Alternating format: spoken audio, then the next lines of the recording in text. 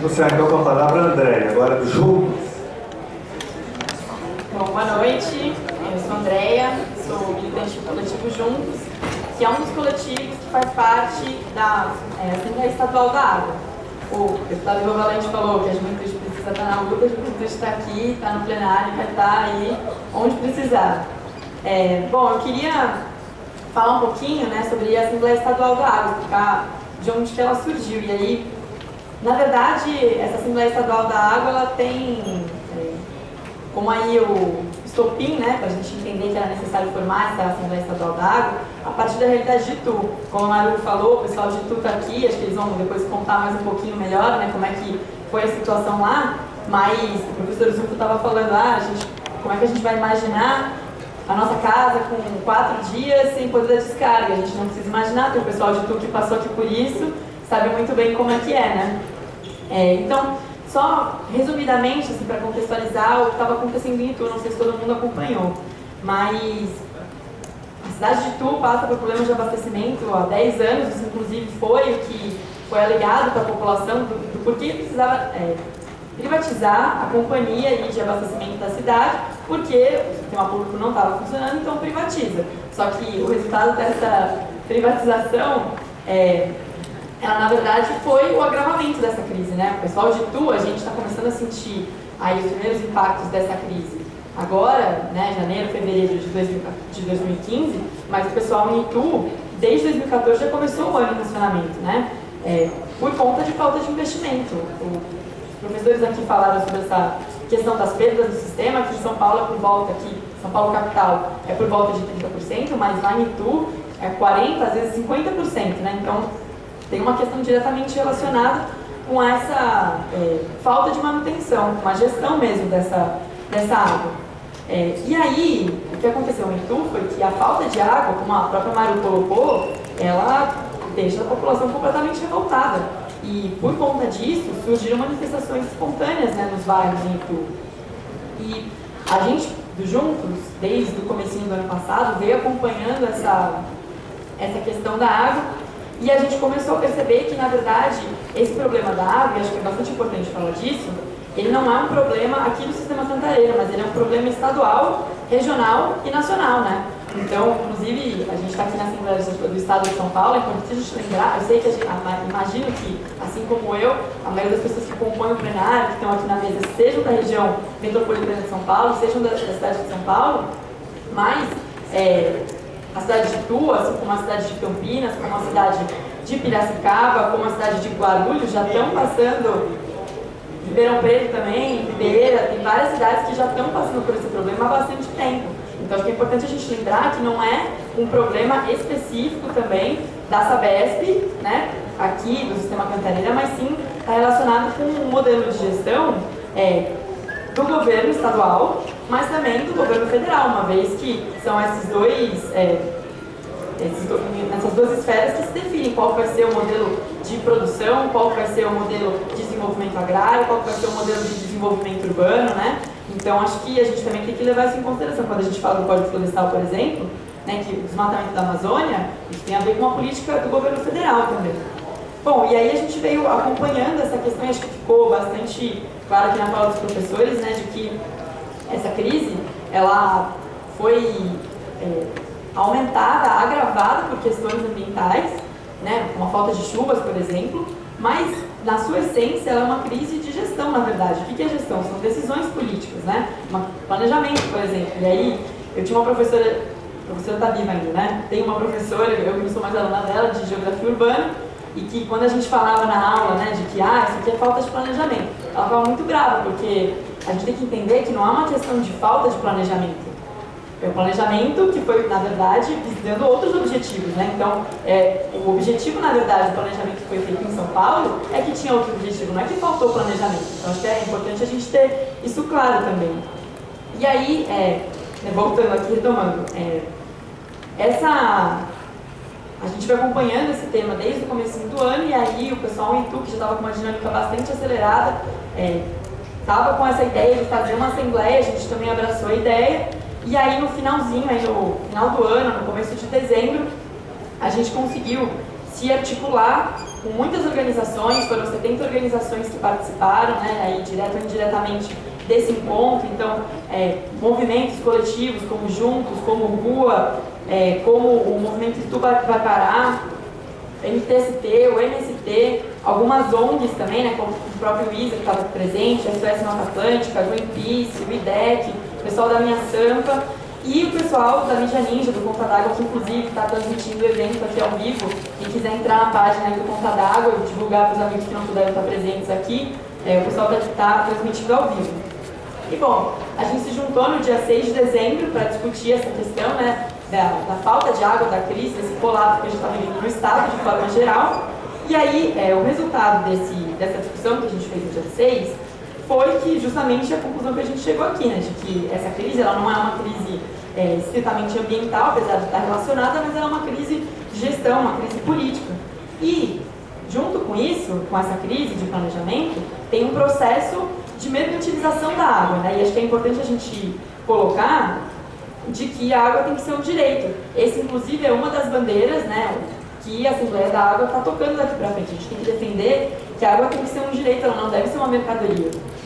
Outra bandeira que a gente está levantando é a necessidade do combate ao desmatamento e da proteção dos mananciais, porque também ficou bastante claro na fala da Malu e dos professores que se a gente não preserva esses mananciais, a gente não garante com que essa água chegue na gente, né?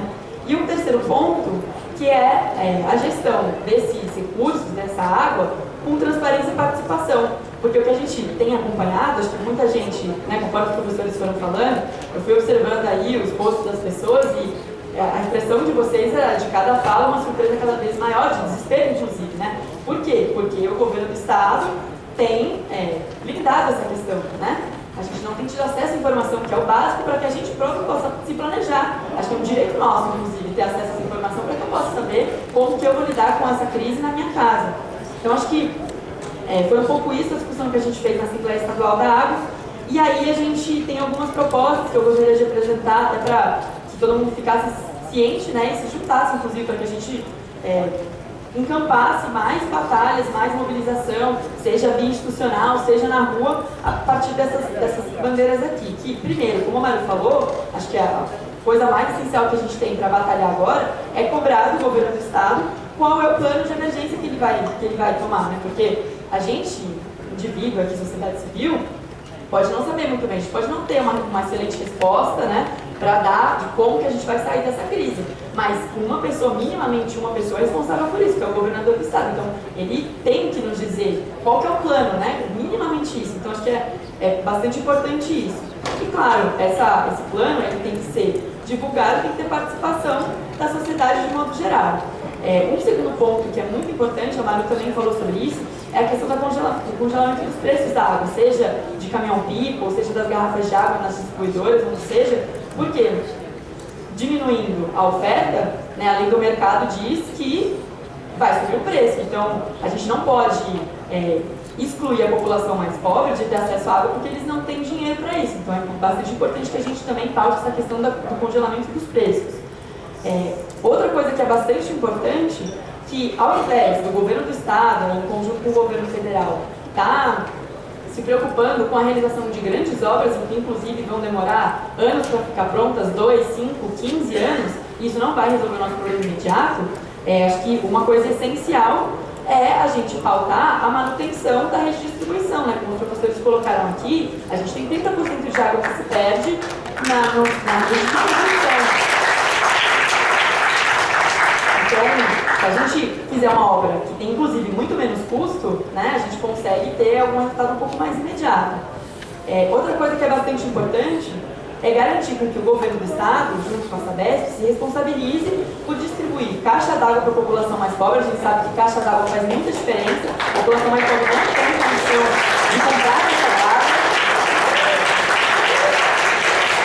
E quem não tem caixa d'água vai ser muito mais afetado, porque não vai conseguir garantir um mínimo ali de água para as próximas horas, para os próximos dias. A consequência disso é a população armazenar em balde, e a gente sabe que estamos no verão, mês de proliferação de dengue, ou seja, é um problema que vai acarretar em outro, né? Então a gente tem que pautar essa questão. E outra iniciativa importante, tem alguns colegas aqui, não sei se estão presentes fisicamente aqui, mas que estão tocando uma campanha, um movimento chamado Cisterna Já, que estão falando justamente dessa, que é bastante simples, na verdade, a gente conseguir construir na nossa casa uma pequena cisterna com armazenamento de água de chuva. Então imaginem toda essa água que caiu hoje, vem caindo essas semanas, que estão caindo, mas que não enchem o reservatório, poderiam encher um pequeno reservatório na nossa casa com um tratamento adequado, né? Então é uma questão bastante importante a gente pautar isso, garantir que o governo também paute essa questão da construção das cisternas.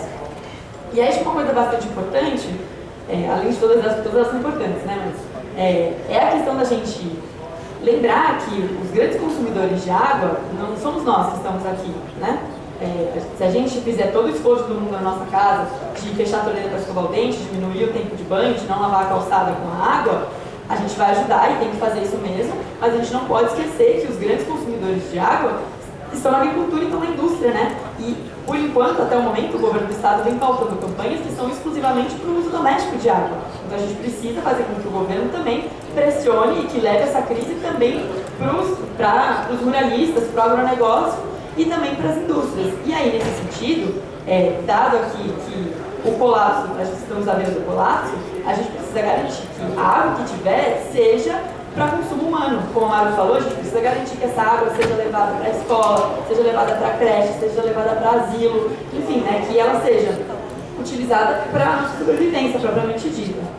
E aí, eu acho que outra coisa bastante relevante é pensar que sem água, né, geralmente quando a gente pensava, vou ficar sem água, não poder tomar banho, nossa, mas aí a gente vê que, bom, sem água, o restaurante não funciona, sem água, o cabeleireiro não funciona, sem água, uma indústria não funciona. E aí, frente a isso, é muito provável que a gente tenha demissões em massa. Então, acho que o governo do estado, com o governo federal, também tem que se preocupar em como é que nós vamos garantir o emprego dessas pessoas que vão ser demitidas por conta de falta de água, né? Tem que ter uma garantia de estabilidade do emprego. E aí, por fim, eu acho que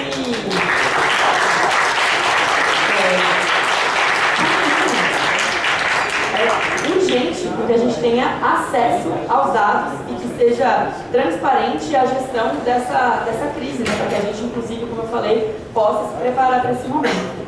Para finalizar minha fala, eu queria passar um calendário, como a Mário falou, tem vários grupos e vários coletivos diferentes que estão trabalhando com essa questão, e aí tem um calendáriozinho que já quiser anotar, no próximo dia 24 agora de fevereiro, logo passando o carnaval, a Aliança pela Água, em conjunto com a Assembleia Estadual da Água, estão puxando uma aula pública que vai ser às 18 horas no MASP. Então a ideia é a gente também levar esse debate que está sendo aqui para a rua, literalmente, né, lá para o MASP, para que a gente possa ir conversando com a população cada vez mais.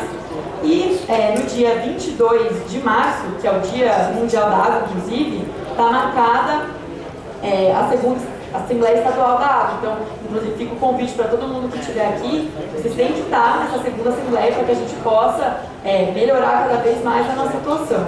E, por fim, fica um convite, quem quiser curtir a página da Assembleia Estadual da Água no Facebook para receber as atualizações, curtir a página do pessoal do Conta d'Água, que é quem está transmitindo aqui que eu falei, para também eles estão fazendo várias matérias interessantes, né, como o pessoal falou, a mídia está bastante difícil de divulgar essas informações, então a gente tem que buscar mídias alternativas e o pessoal do Conta d'Água está ajudando bastante.